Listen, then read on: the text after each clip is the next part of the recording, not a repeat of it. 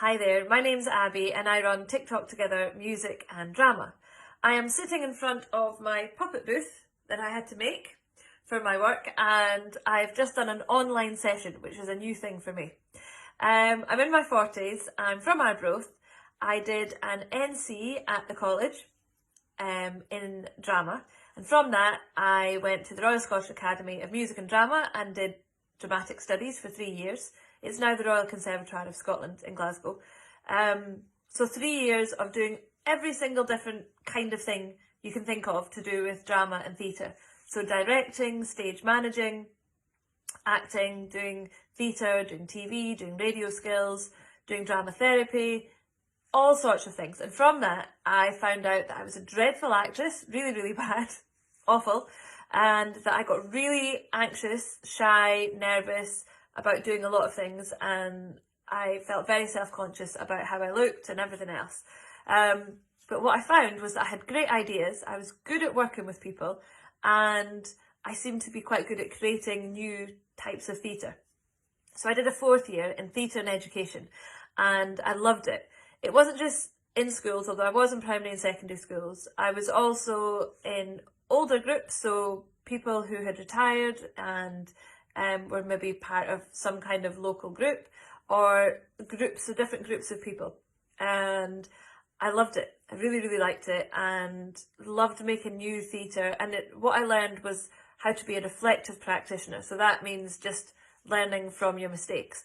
So whenever I did something, afterwards I would stop, work out what worked, what didn't work, learn from it, apply it to the next thing that I did. So that was a huge thing I learned doing that part of the course.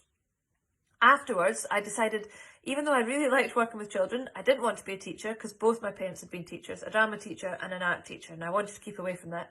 So off I went to London from Glasgow and did anything for maybe about a year or two. I sold cards for a company, I tried to sell advertising but got sacked because I couldn't, did all sorts of different things, and didn't really use drama, didn't use dance. I had a dance background, didn't use teaching, didn't use anything I'd really done for quite a while.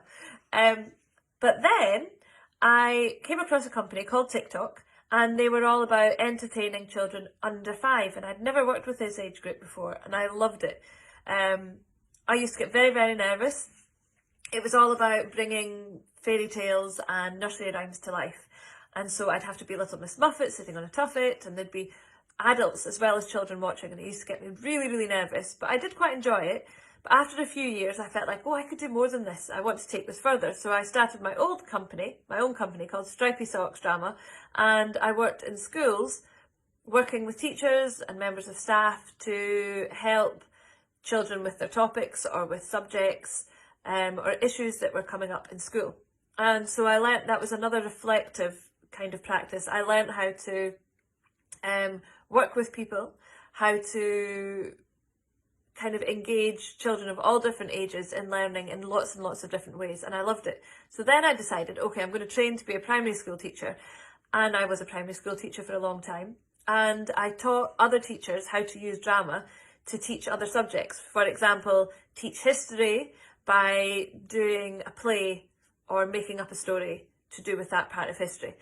And I did that for years. Then I decided that school took up far too much time, literally my whole life.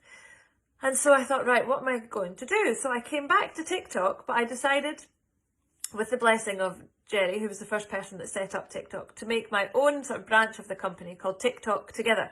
And TikTok Together is much more inclusive. It's about education and it's about learning, but it's also about having lots of fun and feeling like you're a part of something. And it's vitally important to me that I represent all different types of people. So I changed nursery rhymes so that they're not as traditional as they used to be, and try and make things much more modern and inclusive for everybody. That's one of the brilliant things about my job. I can adapt things to be just how I want them to be, which is great. I create my own work. I can go into schools, I decide what I want to do, what I don't want to do. That's a fantastic part of my job. A difficult part is if I don't create the work, no one's going to pay me because I'm not on a payroll. So that can be quite tricky. A day in the life of TikToking, I have to do things like make up the running orders, which is a bit like planning a lesson in school. I then have to make all the props, which can be tricky. I'm not an artist. I have to make things like this. I've got very creative people in my family who help me. I need to drive to all the different venues, and I don't drive, so I need a driver. That's something I really need to learn, is to drive. I have to adapt all the time to, like, for example, now doing something online. So I have to learn how to advertise, how to use computers, how to engage with people, how to work with different people, different ages, people with different experiences.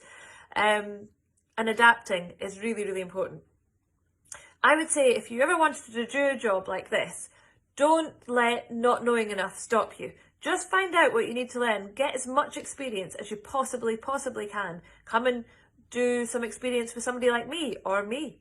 Get as much experience as you can under your belt, because what you want to be is really good at what you do, because you're always going to have to persuade people that what you do is important. So learn your craft really, really well. But not only that, don't be scared. I was always terrified, sweaty, red, still get like that, but I don't care anymore because I know what I'm doing.